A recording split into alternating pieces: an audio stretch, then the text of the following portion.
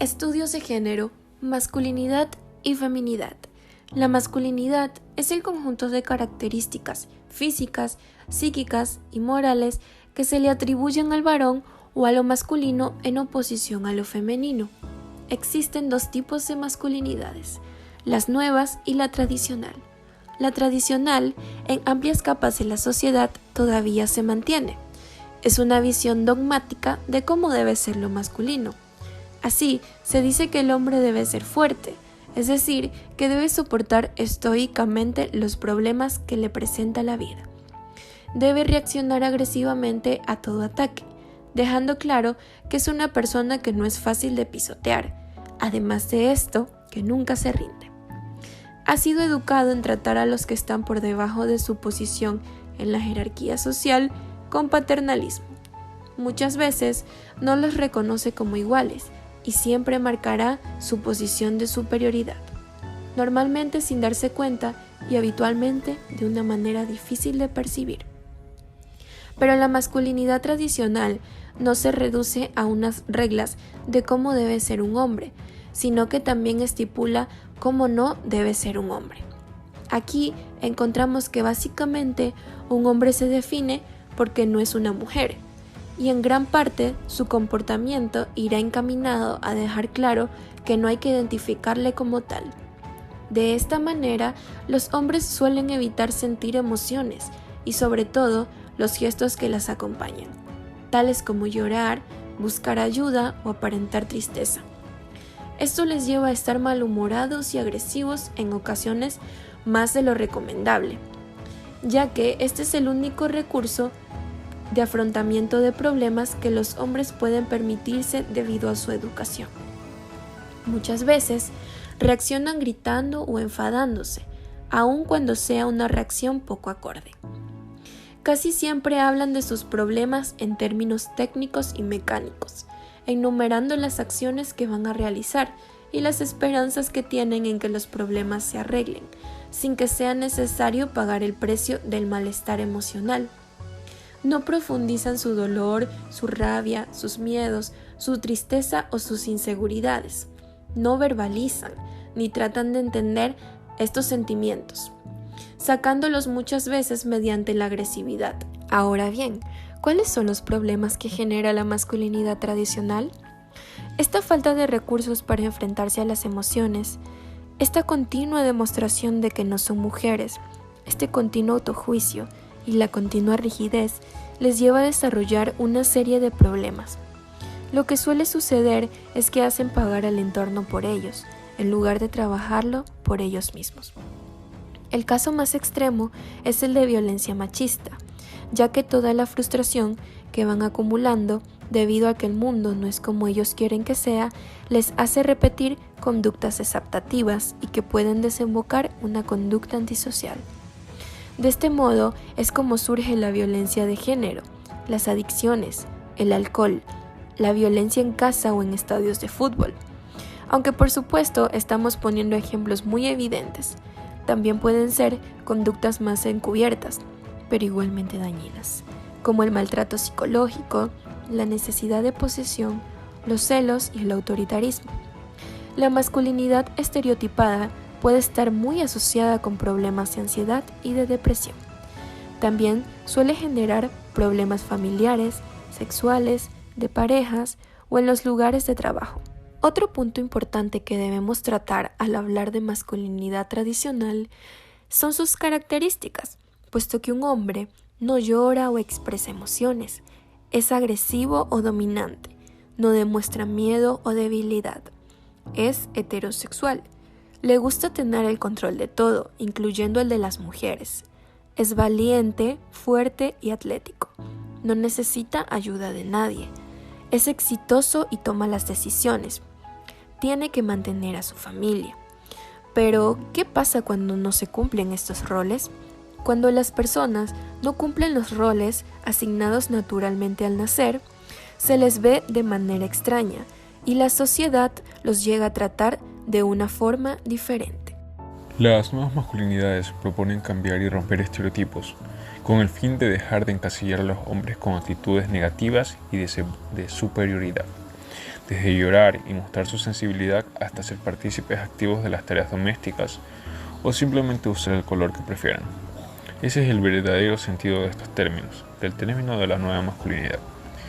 La Ley Orgánica para prevenir y erradicar la violencia contra las mujeres señala la definición de masculinidades como la construcción sociocultural sobre roles y valores asociados al comportamiento de hombres. Además, indica que dichas acciones se ejerzan sin machismo, ni supremacía o violencia contra las mujeres. Según la UNICEF, una de las concepciones tradicionales de masculinidad se asocia con lo racional, lo fuerte, lo activo, lo productivo, lo valiente, lo responsable y conquistador, ya sea de territorios y de parejas ocasionales, mientras que lo femenino se relaciona con lo emotivo, lo débil, lo pasivo, lo asustadizo y dependiente. En pocas palabras, se suele encasillar a los hombres en un modelo de macho alfa y a las mujeres como sumisas. Se suele decir que los hombres no lloran, un macho tiene 1000 mujeres y aunque pegue o mate, marido es.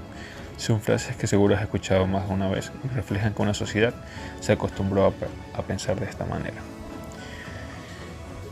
Desde 2004, la Organización de las Naciones Unidas se embarcó en una lucha por impulsar un nuevo concepto de masculinidad. Ellos apelan a dejar de lado la figura del hombre dominante y liberarse de roles prefijados socialmente. La imagen de padres acompañando a sus hijos a la escuela o haciéndose cargo de la casa y dividiendo tareas es la meta a lograr. Estas nuevas masculinidades se refieren a una forma en que el hombre ejerza su vida sin machismo. La ley es clara y lo que busca es erradicar la violencia, cosa que solo se logrará con un giro en los roles de estereotipos. Los hombres y las mujeres, también las mujeres, deben cambiar su concepción hacia lo masculino. Deben practicar comportamientos que se alejen de la violencia. Si dejamos de cazar y recolectar, ¿por qué cuesta tanto abandonar el machismo? El concepto de nuevas masculinidades se puede entender como un movimiento incipiente de hombres o grupos de hombres que abogan por la igualdad entre hombres y mujeres en todos los aspectos de la vida y que luchan por erradicar la violencia física o psicológica a mujeres, niños, ancianos y hombres. Del mismo modo, las nuevas masculinidades promueven la crítica a la masculinidad hegemónica, a quienes identifican como la responsable de la negación de los derechos de las mujeres y hombres, así como la reguladora del mantenimiento de los propios privilegios de lo que se define como normal o patológico. Entre los aportes y las controversias que han emergido a partir de estos planteamientos feministas, especialmente el feminismo que aboga por la diversidad de identidades, ha surgido una línea de investigación y acción que empieza a ser conocida como nuevas masculinidades. Esta línea ha permitido replantear distintas prácticas relacionadas con el género y comprender de una manera más específica las subjetividades masculinas que se han consolidado como hegemónicas y en ocasiones violentas. De esta manera, y en algunos espacios, ha sido posible actuar política y terapéuticamente hacia contrarrestar esto. Aunque es algo que está en desarrollo, podemos esbozar aquí algunos antecedentes y propuestas que han emergido, así como campos de acción importantes. En sí, los enfoques de género provocan malestar, incomodan porque cuestionan nuestros lugares en el mundo, nos obligan a reacomodar posiciones subjetivas, es decir, identidades y relaciones entre unas y otros. En este sentido son malestares que generan una incomodidad productiva. Pero si analizamos las transformaciones sociales de los últimos años, y especialmente miramos las prácticas violentas con las que muchos hombres han tratado de reafirmar su propia virilidad, podemos notar que la masculinidad está en una crisis que se hace especialmente visible en la violencia hacia las mujeres, pero que se relaciona también con distintos malestares de género experimentados por los propios hombres. Los enfoques de género han permitido poner atención en esto, hacen posible comprender algunas cuestiones específicas sobre las relaciones, las subjetividades y los malestares que se han construido a través del binarismo de género.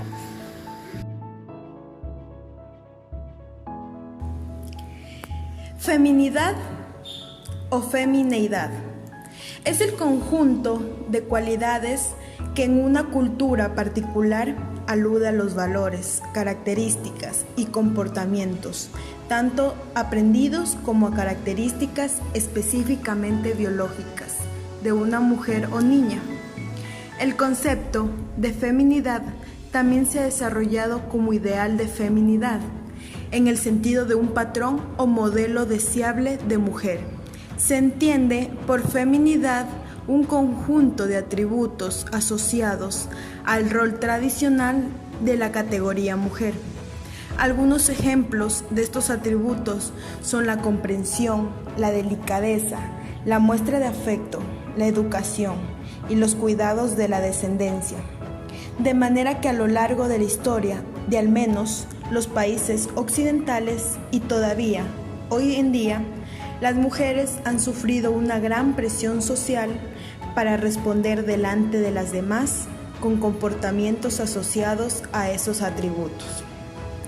En la Edad Media y el Renacimiento, la mujer se identificó principalmente con las tareas domésticas, aunque también se incluye a la vida religiosa, la vida monárquica y el rol militar.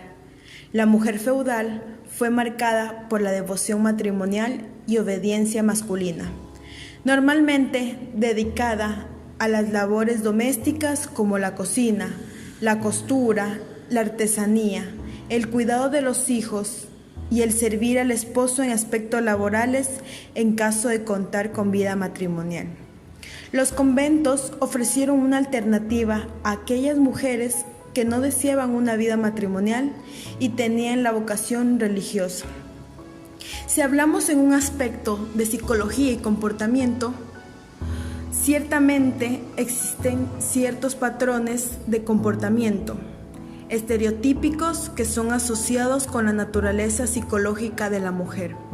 La mujer está sujeta a diferentes procesos endocrinológicos que se relacionan con la respuesta fisiológicas de la madurez sexual, la procreación y la maternidad. En esta dimensión, el organismo femenino secreta distintas sustancias como la oxitocina, de la cual dependen fisiológicamente los procesos sexuales humanos en ambos sexos.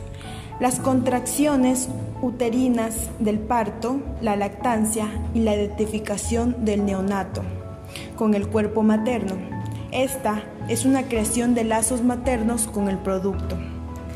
En distintas perspectivas se asocian diferentes atributos a la naturaleza femenina, como la gentileza, la pulcritud, la delicadeza, el refinamiento, la compasión, la dulzura, la tolerancia y la sumisión. Dichos comportamientos son frecuentemente considerados como atributos de la feminidad.